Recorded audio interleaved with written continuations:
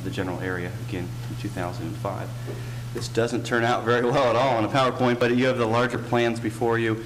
Let's just go ahead and go to the landscape plan because it kind of denotes a little bit about the site circulation. The proposal is for a Fifth Third Banking Center, and I want to take a step back. I alluded to briefly the approval, the Anderson Town Center development back in 2002, and the development of that in 2003. There was a variance in 2004 for site lighting on the site, and I'll touch on that here in just a minute, related to interior property lines. Basically, the application before us tonight is for the Fifth Third Banking Center. This is the driveway coming in. There's an existing curb cut, so to speak, in that main drive going into the town center. The applicant seeks to utilize that in a shared access drive going north with parking on either side of that driveway. Main entrance to the banking facility would be on the southeast corner in this general vicinity. You'd have parking spaces along the east elevation, then on the north. Drive-through lane would circle around. There would be 5 drive-through lanes adjacent to 5 Mile Road, as well as a bypass lane in that area as well. These areas, just for comparison, these are the parking islands for the Anderson Professional Center, the parcel to the north. And so north of here, there are parking rows all the way along here, and this is the existing edge of pavement that exists for the Professional Center. Actually, this comes all the way down. The applicant's proposing to go into that area, still maintaining more than the 10-foot required streetscape from 5 Mile Road. And then, of course, the township has landscaping on the fence side or on the inside of the 5 Mile Road right-of-way. This is that landscaping that I alluded to earlier. That's the existing parking line that follows the Anderson Professional Center. This site falls generally in this area right here. There's no proposed modifications to the fencing or to the landscaping on the outside of the fence. And staff's made some notes about the efforts to try to maintain some of the landscaping around the Anderson Town Center signage. Site lighting I alluded to earlier, and again, this plan doesn't provide you with the visibility on what's being proposed. The applicant is proposing pole heights that do meet the Section 149 of the Anderson Township zoning resolution, that being for pole maximum height. They have met the lightning foot candle maximum along 5 Mile Road at 0.75. However, the interior lines, primarily those on the north and the east side of the site, are substantially higher than the 0.75.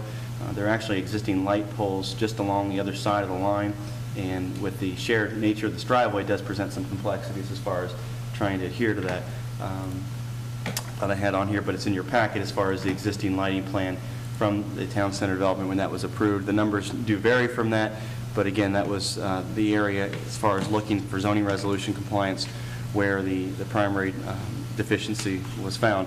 As far as other items in the zoning resolution, the applicant does provide 12 parking spaces on the site, and that is in compliance with Section 145 of the zoning resolution. There's actually a shared parking agreement that's included with the application so that they could utilize some of the shared parking both to the east and to the north. The east parcel is owned by the town center. It's the north parcel, which is the Anderson Professional Center, so there is some spillover from the town center development per se. Pedestrian access is, we feel, is in compliance with our zoning resolution. We do not encourage a sidewalk along 5 Mile Road in that area.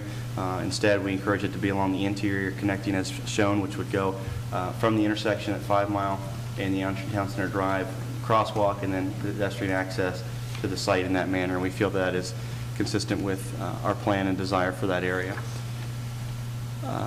Touched on lighting, and the comment about landscaping has been, I think, satisfied. Let me go back one slide here, 2 slides. First was in regards to landscape islands. While the plan you have shows is deficient as far as compliance with Section 150-F, the applicant has submitted a revised plan, which is shown here, which in essence is adding the shrubs back into those islands, so compliance is achieved in that area. The other question that was addressed by staff in our report involved the percentage of the lot that was in interior landscape islands. You see the information on the top of this slide. This was presented to staff subsequent to the report going out. These are the calculations, and the applicant may want to touch upon these, but you get an idea of what's being shown there. We do not have any interior landscaping requirement, for example, along this driveway, so we did allow that area to be counted. And when you count the islands around there, compliance with that 10% number is achieved. Touched on the landscape plan and the lighting plan. This is the impervious surface, and again, I apologize, this was not in your packet, but there's a sheet, this 11 by 17 sheet that's at your seat tonight. That is the existing impervious surface ratio for the site and the proposed. On the left-hand side, the total site area, of course, does not change. It's just over 30,000 square feet. but the existing ISR on the site is 77.3%, and it is proposed to increase to 83.1. The primary reason for that is, again, we have a pretty significant parking setback that was maintained. This was the old setback from when Thriftway was to the site to the north. They never changed that line. It's much greater than the 10-foot requirement, and that's what you see pretty much the drive-through lanes going into that area. There are some additional landscape islands interior. There's none that exist on the site right now, with the exception of the kind of the bulb at the end of the aisle coming in from the driveway. So that was some additional information that was provided to staff, and I apologize for not having that in your packet. As far as building elevations, this is kind of the rendering. It was been done by the applicant of the proposed elevations, looking basically east and west at the site, from the town center on the top, and the other, I'm sorry, from the east and from the south, and then I'm sorry, from the north, sorry, looking south on the bottom slide there, and then the opposite directions, looking north and looking from the west towards the east on the north part of the top part of that slide. Cage's aerial, again, you get an idea of the configuration and the layout of the site. Again, subject site being right here, and the out parcels from the town center. This was taken in 2006. And then some general site photographs, and this kind of points out a few things that were alluded to in the staff report. One is the crosswalk going across the town center driveway. This is the concrete area that needs to be modified to allow for that crosswalk to occur in this area. There are some kind of site constraints to work around the town center sign, but we feel like that could be achieved. The upper left shot's just looking northeast from 5 Mile Road. Some other shots in the general vicinity of the site. I think most of you are familiar, being on that site probably quite often. Staff notes, again, we touched on most of the items already under the Anderson Township zoning resolution compliance, parking setback and lighting being a couple items on there. Beechmont Corridor Plan, while this doesn't have direct access on Beechmont, it is on that Beechmont 5 Mile kind of crossing, which is critical, particularly in regards to the continuous flow intersection proposal. And there's really no impacts on that project or on access. All access is proposed to be interior to the site, utilizing the existing island. I apologize, this PowerPoint has not been updated. I don't know why I must have dropped that in accidentally with Beechmont and Salem. Anderson Trails Plan, non-vehicular connections are achieved with connections to the sidewalk network going across 5 Mile Road into the town center. And then lastly, with the Anderson Plan, in regards to economic activities, we do encourage intensity on the town center site. This certainly is consistent with that. It has a higher impervious surface ratio, but the site in general has that as well. As far as stormwater detention, which is oftentimes a critical issue when we have high impervious surface ratios, that's being absorbed by the Anderson Lake between the site and the subject site. So we feel that could be addressed adequately through that area. And the applicant has indicated a desire to try to lease out or turn over their existing facility once this site's completed, and we feel that would be a benefit to the township as well as far as increasing the activity along 5 Mile Road. In light of those comments, staff does recommend approval. We've outlined a number of different reasons in compliance with our PUD evaluation criteria down in the zoning resolution. Namely, it's consistent with the vision and goals of the Board of Trustees and the Anderson Plan and subsequent plans. The location is consistent with the zoning for the underlying e-retail district. The use is compatible with surrounding retail and office uses.